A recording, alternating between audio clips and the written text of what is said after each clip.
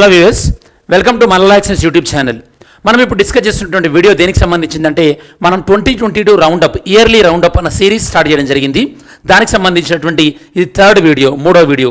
Already first వీడియోలో నేను మీకు ఇంటర్నేషనల్ ఆర్గనైజేషన్స్ అంటే ముఖ్యంగా అంతర్జాతీయ సంస్థలు 2022లో ఏమొచ్చాయో నేను మీకు వీడియోలో ఎక్స్ప్లెయిన్ చేయడం జరిగింది. ఆ యొక్క పార్ట్ 1 అనేది ఇక్కడ ఇంక్లూడ్ చేస్తాను. దాని తర్వాత నెక్స్ట్ పార్ట్ 2లో 2022లో వచ్చినటువంటి పాలిటీ కరెంట్ అఫైర్స్ డిస్కస్ చేయడం జరిగింది. ఆ యొక్క పార్ట్ 2లో పార్ట్ 2 ఇక్కడ మీకు ఇంక్లూడ్ చేస్తాను. ఇది మనకి నెక్స్ట్ మూడో వీడియో. ఈ వీడియోలో మనం ఏం డిస్కస్ చేయబోతున్నాం, మెయిన్గా మనం డిస్కస్ చేయబోతుంది ఏంటంటే 2022లో అంటే 2022లో మనకి సుప్రీంకోర్టు ఇంపార్టెంట్ జడ్జిమెంట్స్ ఆ పాయింట్ ఆఫ్ వ్యూలో మనం డిస్కస్ చేస్తున్నాం. ఈ యొక్క ఇంపార్టెంట్ జడ్జిమెంట్స్ అనేవి మనము అన్నీ ఒకే వీడియోలో మనకు దాన్ని అకామిడేట్ చేయలేము కాబట్టి మనం దీన్ని 2 పార్ట్స్గా డివైడ్ చేసుకుంటాం. ఇది మనకి సుప్రీంకోర్టు జడ్జిమెంట్ పార్ట్ 1 అని చెప్పొచ్చు మనం. అంటే ఇంపార్టెంట్ సుప్రీంకోర్టు జడ్జిమెంట్స్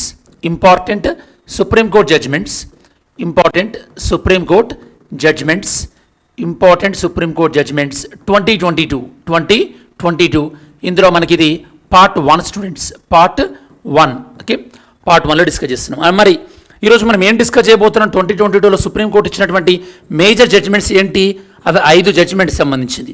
కొన్నేమో జడ్జిమెంట్స్ వచ్చినాయి, కొన్నేమో కోర్టులో కేసు ఉన్నాయి, వాటికి సంబంధించి ఫస్ట్ మనం డిస్కస్ చేయబోయేది ఏంటంటే ఈ యొక్క ఉమెన్ అబార్షన్ రైట్స్ గురించి మనం డిస్కస్ చేస్తాం. దాని తర్వాత ఈ యొక్క హిజాబ్ ఇష్యూ అనేది మనం డిస్కస్ చేస్తాం. దాని తర్వాత ఈ యొక్క జ్ఞాన్ వాపి కేస్ అనే దాని గురించి మనం డిస్కస్ చేస్తాం. దాని తర్వాత డెత్ పెనాల్టీ, ఉరిశిక్ష గురించి సుప్రీంకోర్టు ఏం చెప్పింది, ఓకే, డిస్కస్ చేస్తాం. ఫైనల్గా ఈడబ్ల్యూఎస్ రిజర్వేషన్ ఇవి మెయిన్గా. దాని తర్వాత పార్ట్ 2లో ఇంకా మీరు ఏమైనా సుప్రీంకోర్టు జడ్జిమెంట్స్ని ఇంక్లూడ్ చేయాలన్నా కూడా మీరు కామెంట్స్లో చెప్పండి. అవి మనం పార్ట్ 2 వీలైతే పార్ట్ 3 అయినా మనం చేద్దాం. సరే, ఫస్ట్ ఇప్పుడు పార్ట్ 1లో 2022లో సుప్రీంకోర్టు ఇచ్చినటువంటి ముఖ్యమైనటువంటి జడ్జిమెంట్స్. ఫస్ట్ మనం ఇక్కడ ఉమెన్ అబార్షన్ రైట్స్ చూద్దాం స్టూడెంట్స్. ఉమెన్ అబార్షన్ రైట్స్ ఈ కాన్సెప్ట్ ఎలా ఉంటుందంటే నేను మీకు ఆ జడ్జిమెంట్స్ అంటే ఆ టాపిక్ గురించి క్లియర్గా ఎక్స్ప్లెయిన్ చేస్తాను. దాని తర్వాత మనం నోట్స్ చెక్ చేద్దాం. సరే, ఇప్పుడు మనకి ఉమెన్ అబార్షన్ రైట్స్ గురించి సుప్రీంకోర్టు 2022లో ఏం చెప్పింది. ఫస్ట్ మీకు అర్థం కావాల్సింది ఏంటంటే అబార్షన్ అంటే ఉమెన్లో ఉన్నటువంటి ఫీటస్ ఎవరైతే ఉంటారో ఆ ఫీటస్ని వద్దనుకోవడం, అంటే ఉమెన్ డెలివరీ కావాలనుకోవట్లేదు, చైల్డ్ కావాలనుకోవట్లేదు, దీన్ని మనం అబార్షన్ అంటారు. కొన్నిసార్లు ఉమెన్ తనకు యొక్క చిల్డ్రన్ అన్ప్లాన్డ్ ప్రెగ్నెన్సీ వల్ల చిల్డ్రన్ వద్దనుకోవచ్చు. కొన్నిసార్లు ఉమెన్కి ఇష్టం లేకపోయినా కూడా ప్రెగ్నెన్సీ వచ్చినప్పుడు ఆ ఉమెన్ ఆ యొక్క ప్రెగ్నెన్సీని వద్దనుకోవచ్చు. లేదా కొన్నిసార్లు ఆ యొక్క బేబీ ఉమెన్ హెల్త్కి చాలా డేంజర్ అనుకున్నప్పుడు కూడా ఆ యొక్క అబార్షన్ చేయాల్సినటువంటి సిచ్యువేషన్ ఉంటుంది. అంటే ఇప్పుడు ఏ సందర్భాలలో అబార్షన్ అనేది మీకు చెప్పాను కదా. మరి దీనికి సంబంధించి సుప్రీంకోర్టు ఏం చెప్పిందంటే ఇప్పటివరకు అబార్షన్కి సంబంధించినటువంటి హక్కులు ఏవైతే ఉన్నాయో అవి మ్యారీడ్ ఉమెన్కి మాత్రమే ఉండేవి. అంటే యాక్ట్లో మనకి మ్యారీడ్ ఉమెన్ అన్నట్టుగానే మెన్షన్ చేశారనమాట. మరి సేమ్ మ్యారీడ్ ఉమెన్కి ఏవైతే హక్కులు ఉంటాయో అవన్నీ కూడా అన్మ్యారీడ్ ఉమెన్కి ఉంటాయా అంటే కనుక సుప్రీంకోర్టు 2022లో ఏం చెప్పిందంటే ఎస్, ఈ యొక్క మ్యారీడ్ ఉమెన్కి ఏవైతే హక్కులు ఉన్నాయో అబార్షన్ విషయంలో అన్మ్యారీడ్ ఉమెన్కి కూడా అవే హక్కులు ఉంటాయి. మరి ఈ కాన్సెప్ట్లో ఈ సిచ్యువేషన్లో మీకు అర్థం కావాల్సింది ఏంటంటే మన ఇండియాలో అబార్షన్ని నియంత్రించేటటువంటి చట్టం ఏదైనా ఉందంటే కనుక అది మనకి medical termination of pregnancy 1971 act అని మనం చెప్పొచ్చు. Medical termination of pregnancy act 1971. దాని తర్వాత రీసెంట్గా మనం 2021లో మనం అమెండ్ చేయడం జరిగింది. ఈ యొక్క 2021లో ఏమని అమెండ్ చేశామంటే ఇంతకుముందుతో కంపేర్ చేస్తే ఇప్పుడు ఉమెన్ 20 వీక్స్ అంటే 20 వారాల లోపు అంటే ప్రెగ్నెన్సీ నుంచి 20 వారాల లోపు ఎప్పుడు అబార్షన్ చేసుకోవాలనుకున్నా కూడా ఒక డాక్టర్ అడ్వైస్ ఉంటే సరిపోతుంది. మరి 20 నుంచి 24 వారాల మధ్యలో ఉమెన్ అబార్షన్కి వెళ్ళాలంటే కనుక 2 డాక్టర్ల యొక్క మెడికల్ ఒపీనియన్ అవసరం ఉంటుంది. అది కూడా కొన్ని కండిషన్లో మాత్రమే ఉమెన్కి ఎలిజిబుల్. అంటే 20 నుంచి 24 వారాల మధ్యలో ఉమెన్ అబార్షన్కి వెళ్ళాలంటే కొన్ని సిట్యుయేషన్లో ఆ కండిషన్స్ ఏందని మీకు చెప్తాను. అంటే ఉమెన్ ఎప్పుడైనా సరే రేప్ విక్టిమ్ అయినా సరే, లేదా యొక్క మ్యారిటల్ రేప్ అంటే తనకు ఇష్టం లేకున్నా కూడా హస్బెండ్ వల్ల ప్రెగ్నెన్సీ వచ్చినా కూడా, ఓకే, సో ఇలాంటివి అనమాట. ఇలాంటి సిచ్యుయేషన్స్లో 20 నుంచి 24 వీక్స్ మధ్యలో కూడా ఈ యొక్క అబార్షన్కి ఈ యొక్క కోర్ట్ పర్మిషన్ ఇస్తుందన్నమాట. 24 వీక్స్ దాటిందనుకోండి, 24 వీక్స్ దాటిన తర్వాత ఓన్లీ ఎక్సెప్షనల్ కండిషన్ అంటే లోపల ఉన్నటువంటి బేబీ వల్ల మదర్ హెల్త్ ఎఫెక్ట్ అవుతుంది, లేదా బేబీ ఈ యొక్క అబ్నార్మాలిటీస్ అంటే సరిగా డిఫార్మేషన్ అయిపోయి సరిగా జన్మించరు అనుకున్నప్పుడు అప్పుడు మెడికల్ అడ్వైజరీ బోర్డు ఉంటుంది, వాళ్ళు మాత్రమే అబార్షన్ అలౌ చేస్తారు. ఇది మనం అమెండ్ చేసుకున్నాం రీసెంట్గా. ఓకే, సరే. మరి ఈ యొక్క అన్మ్యారీడ్ ఉమెన్కి మరి ఇన్ని రోజుల వరకు మనం ఈ యొక్క అన్మ్యారీడ్ ఉమెన్ అబార్షన్ రైట్స్ మనం మెన్షన్ చేయలేదు కాబట్టి ఈ యొక్క అన్మ్యారీడ్ ఉమెన్కి తన అబార్షన్ చేసుకోవడం కూడా తన యొక్క ఫండమెంటల్ రైట్స్ కాబట్టి అన్మ్యారీడ్ ఉమెన్కి కూడా అబార్షన్ రైట్స్ ఉంటాయి అని చెప్పేసి సుప్రీంకోర్టు ఎక్స్ప్లెయిన్ చేయడం జరిగింది స్టూడెంట్స్. దాంతోపాటు అక్రాస్ ద వరల్డ్ ఆల్మోస్ట్ ఒక 93 నుంచి 95 కంట్రీస్ వరకు కూడా అబార్షన్ని లీగల్గా అలో చేస్తున్నాయి. ఓకే, మరి ఈ కాంటెక్స్లో మనం ఒకసారి నోట్ చెక్ చేసినట్టయితే కనుక జాగ్రత్త వినండి. సో మనకి ఆల్ ఉమెన్ అందరికీ కూడా సేఫ్ అండ్ లీగల్ అబార్షన్ ఉంది.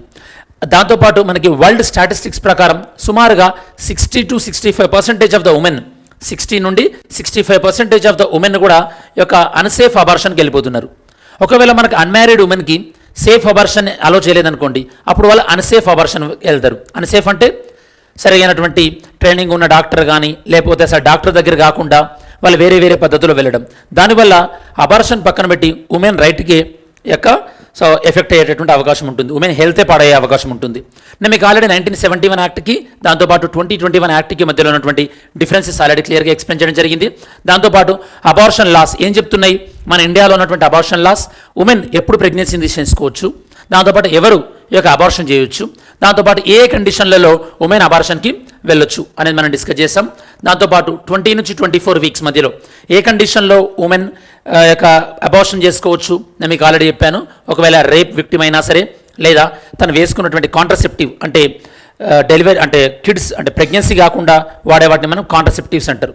అంటే అవి ఫెయిల్ అయినప్పుడైనా సరే, లేదా ఇన్సెస్ట్ రిలేషన్ అంటే తన ఫ్యామిలీ మెంబర్స్ వల్ల ప్రెగ్నెన్సీ వచ్చినా సరే, లేదా మైనర్ గర్ల్ ఒకవేళ ప్రెగ్నెన్సీ అయిందనుకోండి, అప్పుడు తన medical termination of pregnancy act పరిధిలోకి వస్తుంది. దాంతోపాటు పోక్సో యాక్ట్ పరిధిలో కూడా వస్తుంది అనమాట. బాగా గుర్తుపెట్టుకోండి, పోక్సో యాక్ట్కి ఎలాంటి నిబంధనలు అయితే వర్తిస్తాయో ఈ యొక్క medical termination of pregnancy act కూడా అలాంటి నిబంధనలే వర్తిస్తుంది. అంటే ఎవరైతే కనుక ఉమెన్ అబార్షన్ చేయించుకోవాలనుకుంటున్నారో తన యొక్క ఇన్ఫర్మేషన్ బయట డాక్టర్ చెప్పకూడదు. ఈవెన్ మైనర్ అయినా సరే, మైనర్కి ఒకవేళ ప్రెగ్నెన్సీ ఏందనుకోండి, తన డాక్టర్ దగ్గరికి వెళ్తే ఇంతకుముందు డాక్టర్ ఆ ఇన్ఫర్మేషన్ని పోలీసులకు ఇవ్వాల్సినటువంటి అవసరం ఉండేది, ఇప్పుడు అది కూడా లేదు. దానివల్ల ఏమవుతుంది, మైనర్ ఎలాంటి భయం లేకుండా డాక్టర్ దగ్గరికి వెళ్ళి అబార్షన్ కోసం అడిగేటటువంటి స్వేచ్ఛ ఉంటుందన్నమాట. మరి సుప్రీంకోర్టు ఏం చెప్పింది జడ్జిమెంట్, సుప్రీంకోర్టు ఏం చెప్పిందంటే ఈ యొక్క అన్మ్యారీడ్ ఉమెన్కి కూడా అబార్షన్ ఉండడం అనేది తన యొక్క ఆర్టికల్ 21లో భాగం.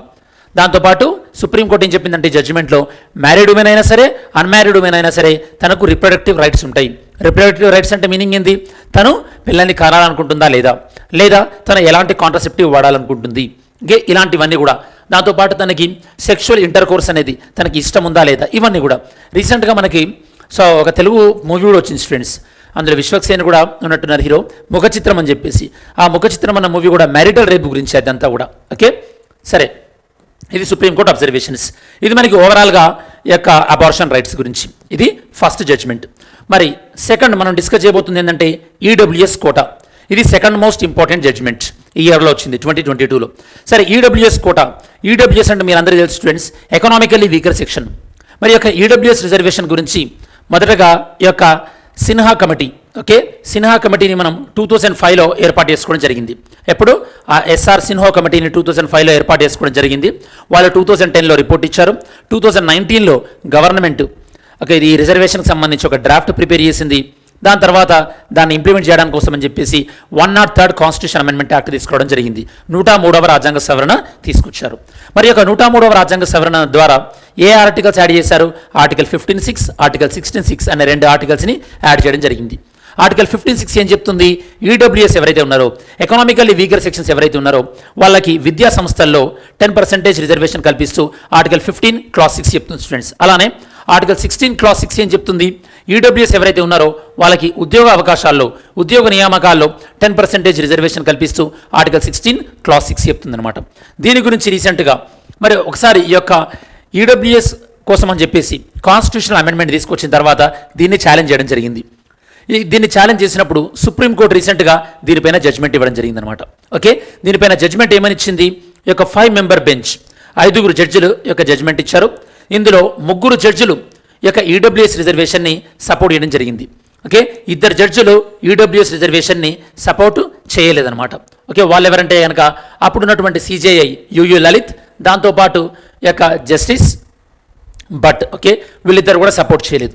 వీళ్ళు ఎందుకు సపోర్ట్ చేశారంటే రిజర్వేషన్స్ అనే కాన్సెప్ట్ బేసికల్లీ కొంత పీపుల్ని ఎంపవర్ చేయడానికి. ఇక్కడ ఎవరైతే కనుక ఎకనామికల్గా వీకర్ ఉన్నారో వాళ్ళకి స్పెషల్ ప్రొవిజన్స్ ఇవ్వడం ద్వారా వాళ్ళు కూడా ఎంపవర్ అవుతారు.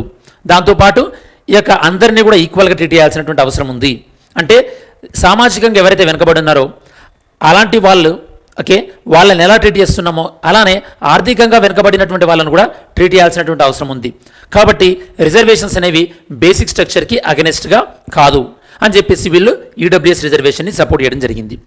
మరి ఈడబ్ల్యూఎస్ రిజర్వేషన్ని అపోజ్ చేసిన వాళ్ళు ఏం చెప్తున్నారంటే రిజర్వేషన్స్ అనేవి మనం ఇప్పటివరకు కూడా సోషల్ బ్యాక్వర్డ్నెస్, దాంతోపాటు ఎడ్యుకేషనల్ బ్యాక్వర్డ్నెస్ మాత్రమే ఇచ్చాము. ఎకనామికల్ బ్యాక్వర్డ్నెస్ అనేది మనం ఇప్పటివరకు డిఫైన్ చేయలేము. దాంతోపాటు ఒక సంవత్సరంలో వాళ్ళు ఎకనామికల్గా బ్యాక్వర్డ్ ఉండొచ్చు, నెక్స్ట్ సంవత్సరంలో ఎకనామికల్ బ్యాక్వర్డ్నెస్ పోవచ్చు.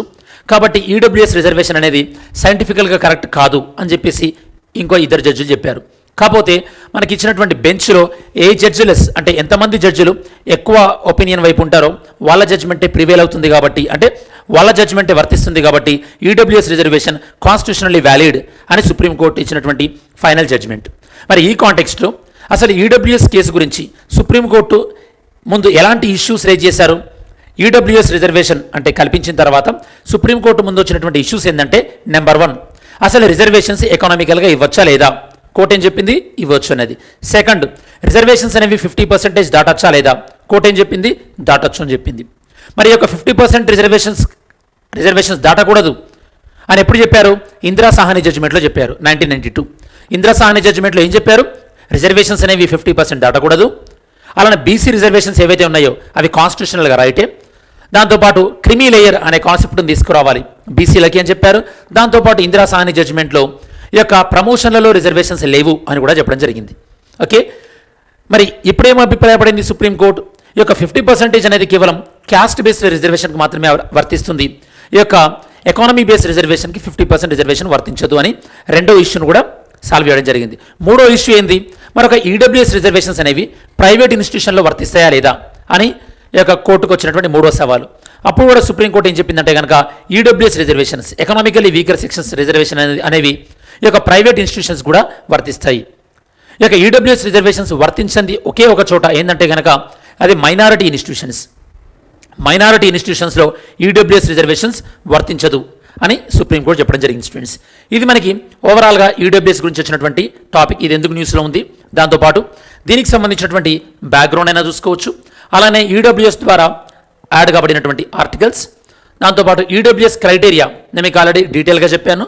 ఈ యొక్క ఇన్కమ్ క్రైటీరియా 8 lakhs ఉండాలి, దాంతోపాటు వాళ్ళకి హౌస్ ఉండడం కానీ, ఇలాంటి అగ్రికల్చర్ ల్యాండ్ ఉండడం కానీ, ఇది మీరు తర్వాతనైనా చెక్ చేసుకోవచ్చు.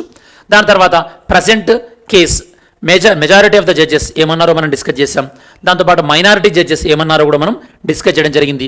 దాంతోపాటు సుప్రీంకోర్టు ఏ ఇష్యూస్ని ఇందులో అబ్జర్వ్ చేయడం జరిగిందో కూడా మనం డిస్కస్ చేసాం. దాంతోపాటు ఈడబ్ల్యూఎస్ కోటా ఎందుకోసము, ఎకనామికల్గా బ్యాక్వర్డ్నెస్ ఉన్న వాళ్ళ కోసం అని మనం డిస్కస్ చేసాం. ఇందులో ఉన్నటువంటి సవాళ్ళు ఏంది? ఈడబ్ల్యూఎస్ పైన ఉన్నటువంటి డేటా సరిగా లేదు. దాంతోపాటు ఇది మనకి రిజర్వేషన్ 50%ని వైలేట్ అవుతుంది. దాంతోపాటు ఇక 8 lakhs అనేది ఏదైతే ఉందో ఆ 8 lakhs అని ఎలా ఇంక్లూడ్ చేశారు మీరు? ఓకే, 8 lakhs అంటే ఎక్కువ డబ్బులు ఎర్న్ చేస్తున్నట్టే కదా అని చెప్పేసి దీని గురించి కూడా ఉన్నటువంటి కన్సర్న్, ఒక రకమైనటువంటి సవాలు అని మనం చెప్పుకోవచ్చు. ఇది మనకు ఓవరాల్గా ఈడబ్ల్యూఎస్ రిజర్వేషన్ గురించి సుప్రీంకోర్టు చెప్పినటువంటి కమెంట్స్. నెక్స్ట్ మనకి places of worship act 1991. Places of worship act 1991 ఏంటి? ఈ యొక్క ప్లేసెస్ ఆఫ్ వర్షిప్ యాక్ట్ 1991 అనేది ఇది న్యూస్లో ఎందుకుందంటే రీసెంట్గా ఈ యొక్క జ్ఞాన్ వాపి అన్నటువంటి కేస్ పాయింట్ ఆఫ్ వ్యూలో ఉంది స్టూడెంట్స్. అసలు ఈ యొక్క జ్ఞాన్ వాపి అంటే ఏంది? ప్రస్తుతం ఇది ఒక మసీదు. కొన్ని శతాబ్దాల కింద, దశాబ్దాలను కూడా కాదు, కొన్ని శతాబ్దాల కింద ఇది అంటే మనకి మన భారతదేశాన్ని రాజ్పూతులు పరిపాలిస్తున్నప్పుడు ఇక్కడ మనకి కాశీ విశ్వనాథ యొక్క టెంపుల్, కాశీ విశ్వనాథ్ గుడి ఉంది. ఆ గుడి ప్లేస్లో ఈ యొక్క మసీదు నిర్మించారు. కాబట్టి ఇప్పటికీ కూడా మసీదు యొక్క ఒకవైపు అంటే ఈ యొక్క తూర్పు వైపు లేదా పశ్చిమ వైపు డైరెక్షన్ ఏదైనా పర్లేదు. సో ఆ ఒక మసీదు ఒకవైపు ఇప్పటికి కూడా టెంపుల్ గోడనే కనిపిస్తుంది. కాబట్టి మమ్మల్ని కూడా అందులోకి వెళ్ళి పూజ చేసుకునేటటువంటి అవకాశం ఇవ్వాలి అని చెప్పేసి ఫస్ట్ టైం కోర్టులో కేసు ఫైల్ చేయడం జరిగింది. ఓకే, ఎప్పుడు కోర్టులో కేసు ఫైల్ చేశారు? ఎప్పుడు కోర్టులో కేసు ఫైల్ చేశారంటే కనుక మీరు హిస్టారికల్గా చూస్తే కనుక 1991లో కోర్టులో కేసు ఫైల్ చేశారు. మమ్మల్ని వెళ్ళి అందులో పూజ చేసుకొనివ్వండి, దాంతోపాటు అసలు ఇది టెంపులా లేదా మసీదా అని చెప్పేసి ఆర్కియాలజికల్ సర్వే ఆఫ్ ఇండియా వాళ్ళు ఒక సర్వే చేయాలి అని వీళ్ళు డిమాండ్ చేశారు. దీనికి సంబంధించి 2019లో అలహాబాద్ హైకోర్టు ఏం చెప్పిందంటే కనుక archaeological survey of India survey చేయాల్సినటువంటి పని లేదు, ఇప్పుడు ఈ యొక్క వివాదాన్ని మళ్ళీ తీయకండి అని అలహాబాద్ హైకోర్టు చెప్పింది. దాని తర్వాత మళ్ళీ రీసెంట్గా 2022లో ఈ యొక్క వారణాసి డిస్ట్రిక్ట్ కోర్టుకి ఒక 5 మహిళలు వెళ్ళి కోర్టులో కేసు ఫైల్ చేశారు. ఏమని? ఇక్కడ మాకు శృంగార్ దేవి యొక్క జ్ఞానవాపి దాంట్లో మాకు ఇక్కడ యొక్క శృంగార్ గౌరీ ఎవరైతే కనుక దేవత ఉందో ఆ దేవతని పూజ చేసుకునేటటువంటి అవకాశం మాకు ఇవ్వాలి అని కోర్టులో కేసేసి ఈ యొక్క పర్మిషన్ అడగడం జరిగింది. అప్పుడు వారణాసి కోర్టు ఏం చేసిందంటే కనుక అసలు నిజంగానే లోపల ఈ యొక్క హిందూ దేవాలయాలకు సంబంధించినటువంటి ఏవైనా ఆనవాళ్ళు ఉన్నాయా లేదా అని చెప్పేసి ఒక వీడియో సర్వే చేయండి అని వారణాసి డిస్ట్రిక్ట్ కోర్టు చెప్పింది. ఆ యొక్క వీడియో సర్వే చేయండి అని చెప్పింది. ఆ యొక్క వీడియో సర్వే లీక్ అయిందనమాట. ఆ యొక్క వీడియో సర్వే లీక్ అయింది.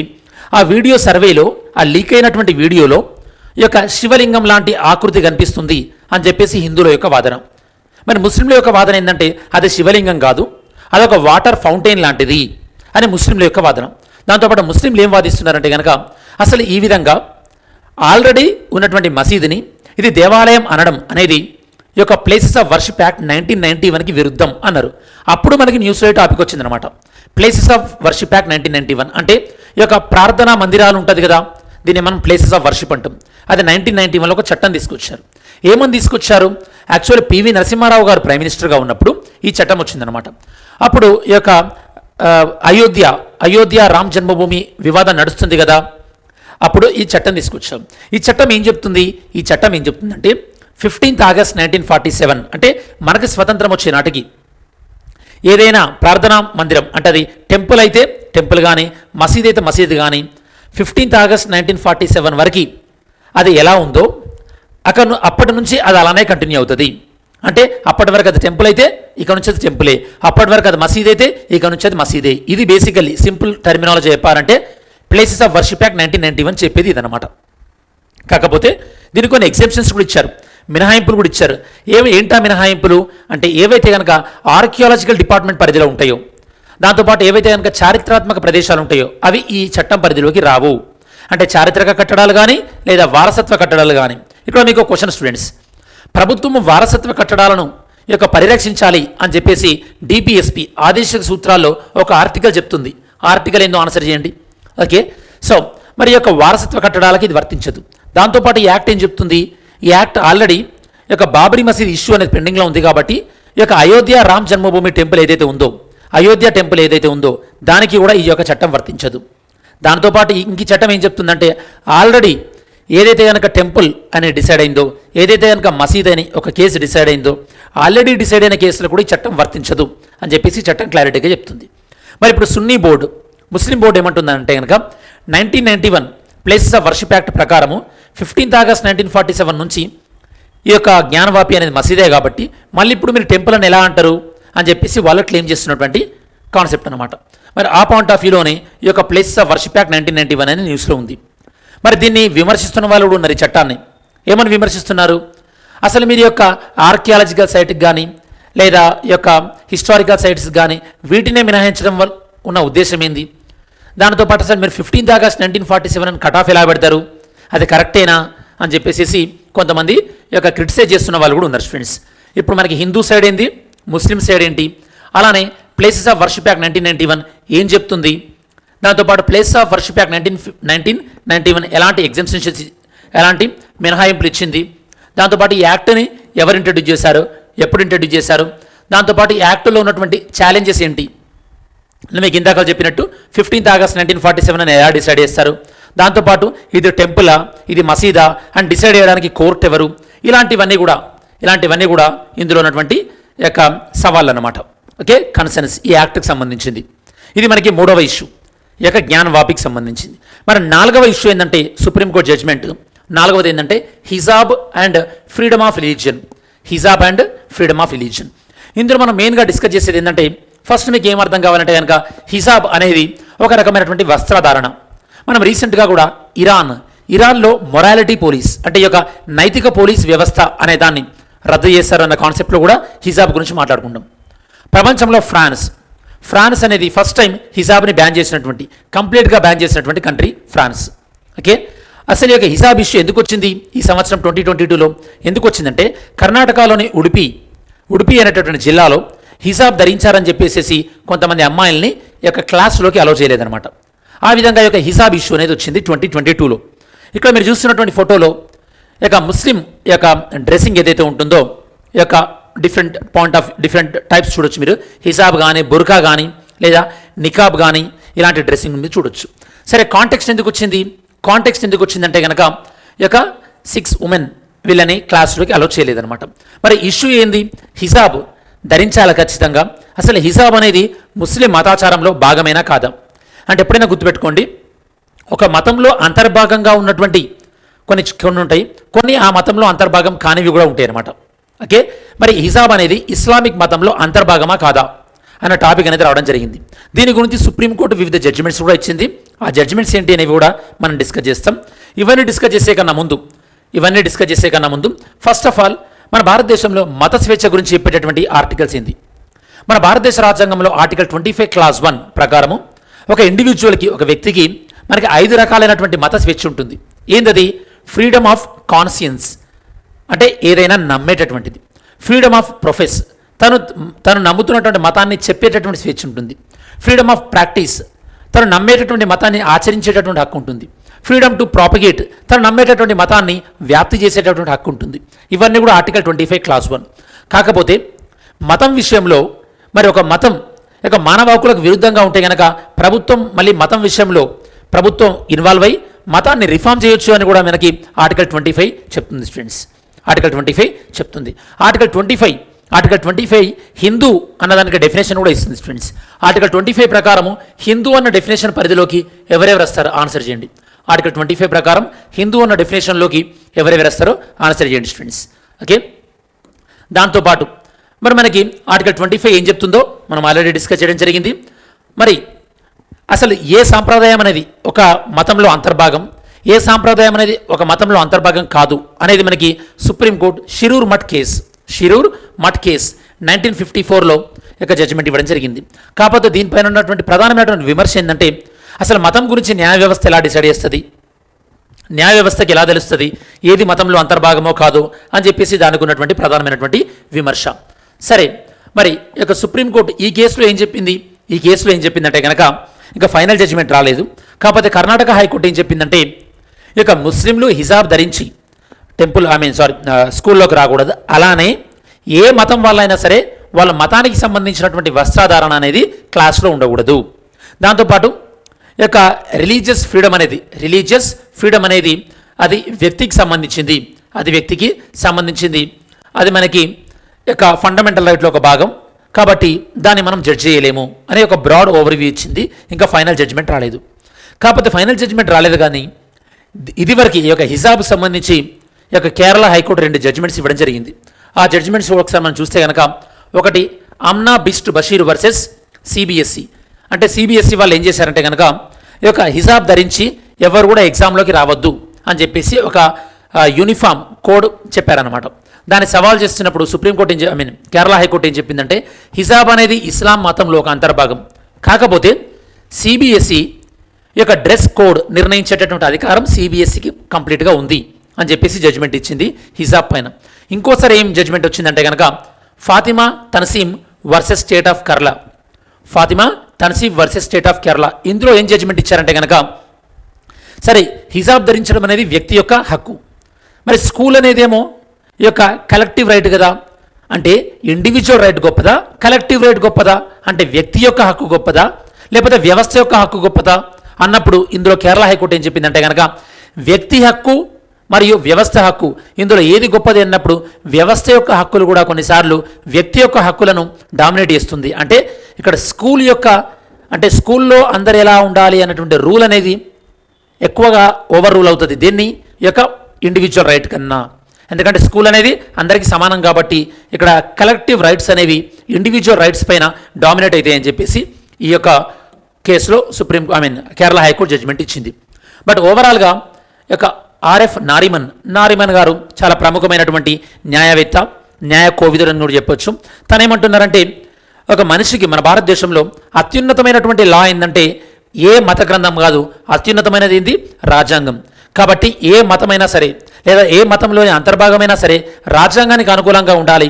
కాబట్టి సో రాజ్యాంగం అనేది సర్వోన్నతమైనది అని తను చెప్పడం జరిగిందనమాట.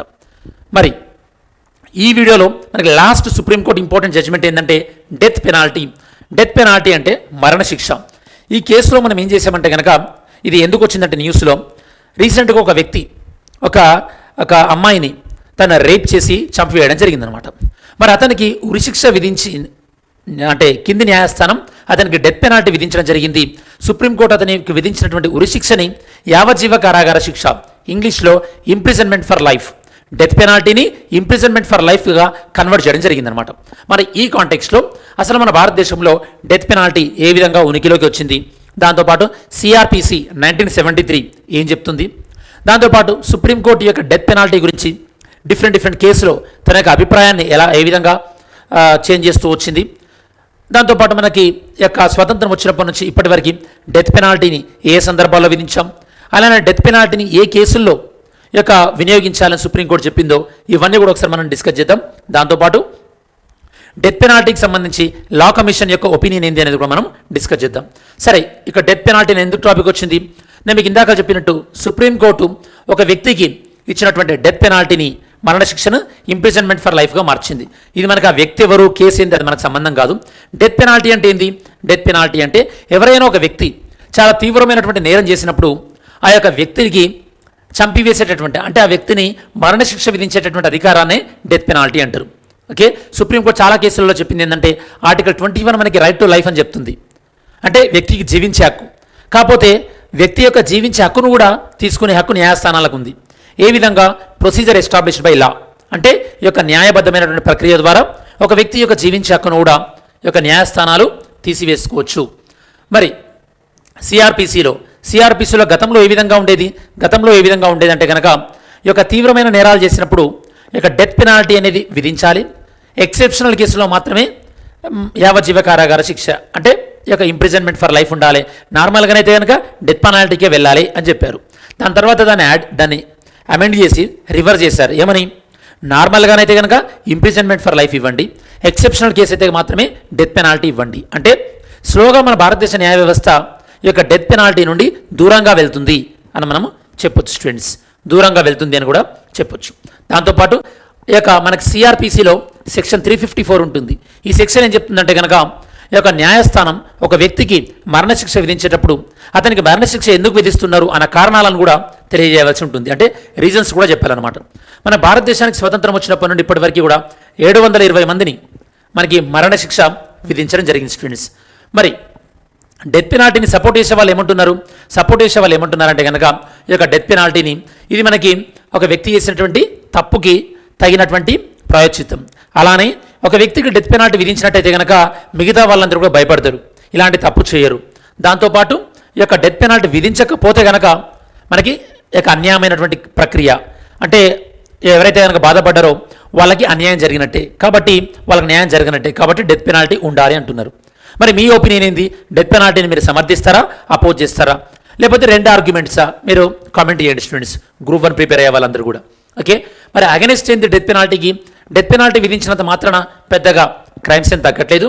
దాంతోపాటు మనము తప్పు చేసిన వాడిని శిక్షించడమే కాదు అతనిలో మార్పు తీసుకొచ్చే విధంగా కూడా ఉండాలి అని చెప్పేసి డెత్ పెనాల్టీని యొక్క వద్దనుకునే వాళ్ళ యొక్క ఆర్గ్యుమెంట్ అనమాట. మరి సుప్రీంకోర్టు ప్రీవియస్ అబ్జర్వేషన్స్ ఏంది డెత్ పెనాల్టీ గురించి ఇంతకుముందు అబ్జర్వేషన్స్ ఏంటంటే Jaganmohan Singh versus state of UP. ఇందులో ఏం చెప్పిందంటే కనుక న్యాయ వ్యవస్థ ఆర్టికల్ 21 ప్రకారము వ్యక్తికి డెత్ పెనాల్టీ విధించవచ్చు అని చెప్పారు. దాంతోపాటు Bachan Singh versus state of Punjab, ఇందులో ఏం చెప్పారంటే కనుక డెత్ పెనాల్టీ అనేది చాలా rarest of the rare case, అంటే చాలా అత్యంత అరుదైన కండిషన్లో మాత్రమే అప్లై చేయాలని చెప్పేసి.